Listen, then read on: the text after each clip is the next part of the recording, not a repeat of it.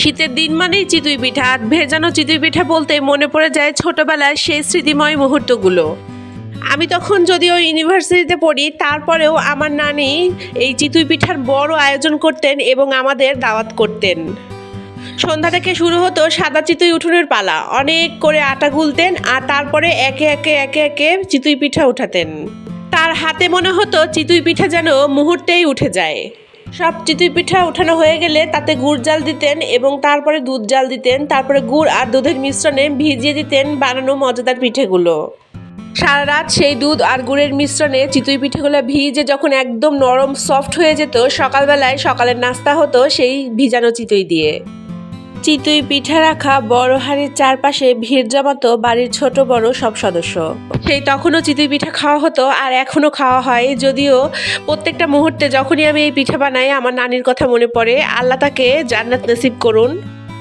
অনেকের কাছে ভালোবাসা হয়তো বা টাকার মানদণ্ডে পরিমাপ করা হয়, তবে আমার কাছে আমার নানির কাছ থেকে পাওয়া এই স্নেহ ও ভালোবাসাগুলো সবসময় অমূল্য।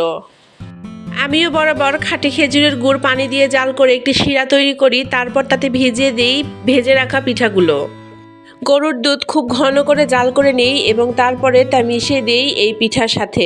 আর তারপরে 7 থেকে 8 ঘন্টা অপেক্ষা করার পালা। কোনো কৃত্রিমতা নেই কোনো জটিলতা, আছে শুধু সেই পুরনো স্নেহ এবং ভালোবাসা।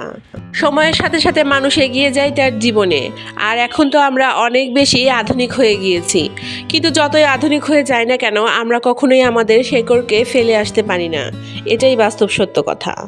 মাটি থেকে গাছ উপড়ে ফেললে যেমন গাছ বাঁচে না, তেমনি সংস্কৃতি ছাড়াও কোনো মানুষ কখনোই বাঁচতে পারে না। আমরা স্মার্ট, উচ্চশিক্ষিত, আধুনিক যাই হই না কেন, কখনো আমরা আমাদের শেকড়কে ফেলে আসতে বা ছেড়ে আসতে পারবো না। আমার পিঠেগুলো একদম তৈরি হয়ে গিয়েছে। এখন আমি দুধ ঢেলে দিলাম এবং এটা ভিজিয়ে রাখবো প্রায় 7 থেকে 8 ঘন্টা। তো 7 থেকে 8 ঘন্টা পরে আমি দেখিয়ে দিব যে পিঠেগুলো কতটা সফট হয়ে ভিজে গেছে আর খেতে কতটা মজা হয়েছে।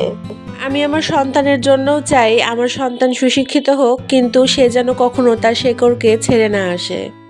প্রায় 7 থেকে 8 ঘন্টা পরে এই পিঠেগুলো একদম সার্ভ করার জন্য তৈরি হয়ে যাবে। দেখেন কি সফট এবং কি দারুণ হয়েছে দেখতে, খেতেও কিন্তু মজা। এতটা সফট এবং তুলতুলে হয়েছে যা বলার বাইরে। ভেজা চালের গুঁড়ো দিয়ে চিতই বানালে চিতইগুলো এরকম সফট হয় এবং খেতেও অনেক মজাদার হয়। আর চিতইগুলো ভিতরে খুব সুন্দর হয়ে ফুলে ওঠে আর কোনো কাঁচাও থাকে না। চিতই পিঠা বানানোর মজা এবং খাওয়ার মজা দুটোই শীতকালে, কেননা শীতকালে একমাত্র চুলার পাশে অনেকক্ষণ থেকে এই পিঠা বানানো সম্ভব। আজকে আমার এই ছোট্ট ভিডিওটি এখানেই শেষ করছি। আর ভিডিওটি কেমন লাগলো অবশ্যই আমাকে কমেন্টে জানাবেন। সবাই ভালো থাকবেন, সুস্থ থাকবেন, আমাকে আপনাদের দোয়ায় রাখবেন। আল্লাহ হাফেজ।